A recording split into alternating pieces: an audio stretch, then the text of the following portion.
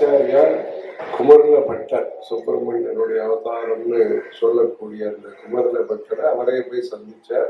அவர் அந்த குமரல பட்டரை சொல்லி அவருடைய சிஷ்யர் பண்டரநீஸ்வரர் பீகார் அங்க போய் வாதம் எல்லாம் பண்ணுங்கோ, சாஸ்திரார்த்தம் பண்ணுங்கோன்னு சொன்னார். அதுக்காக மைத்தில் நேபாள பார்டர்ல இருக்கக்கூடிய மைத்தில் அங்க போனார். இந்த ஆத்து அட்ரஸ் எல்லாம் இப்ப கேட்கிறோம். இங்க பக்கத்துல இருந்தா இருக்கும், எழுத்தாம் எங்க என்ன இருக்கும், எழுத்தா எங்க இருக்கும், எந்த சந்து எப்படி போகணும் அப்படின்லாம் விசாரிக்கிறோம். இதெல்லாம் பாக்குறோம். இப்ப அந்த காலத்துல அந்த ஆத்துக்கு ஒரு அட்ரஸ் என்ன சொன்னாங்கன்னா, கிளியெல்லாம் சாஸ்திரம் பேசிட்டு இருக்கோம், அதுதான் அவருடைய அப்படின்னு சொல்லி அந்த மாதிரி ஒரு அடையாளத்தை சொன்னார். அது இது மாடி வீடா இருக்கும், ஓட்டு வீடா இருக்கும், இல்லைன்னா தாழ்வாரம் எப்படி இருக்கும், திண்ணை எப்படி இருக்கும், ஆலோடி எப்படி இருக்கும், ரெண்டாங்கட்டு எப்படி இருக்கும், இதெல்லாம் பத்தி எல்லாம் சொல்லாம அவ சொன்னது இந்த மாதிரி சொன்ன கீராங்கனாக எத்திர கிரம் சொத பிரமாணம் பரத பிரமாணம். நாம பார்க்கக்கூடிய விஷயங்கள் பார்க்கக்கூடிய நிலையிலேயே உண்மையா அல்லது பரிசோதனைக்கு பிறகு உண்மையா?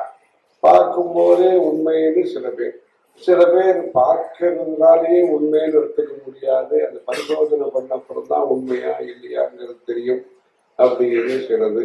அந்த மாதிரியான விஷயங்கள் அது இப்ப இன்னைக்கு அது மாதிரி நிறைய இடத்துல அது மாதிரி யோஜனைகள்லாம் பண்ண முடியாது. அது வேற விஷயம். பார்த்தாலே போறோமா இல்லைன்னு யோஜனை பண்ணுமான்னு இந்த மாதிரியான சாஸ்திரங்கள் சொல்லா பிரமாணம்.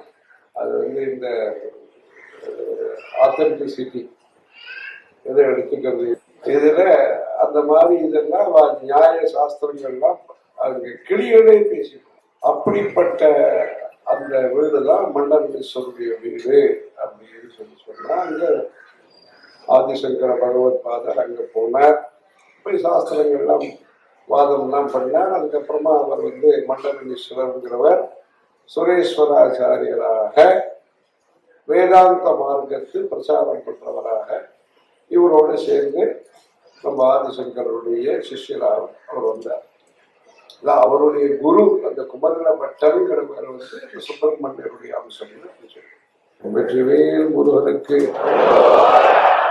ஹர ஹர சங்கர ஜெய ஜெய சங்கர.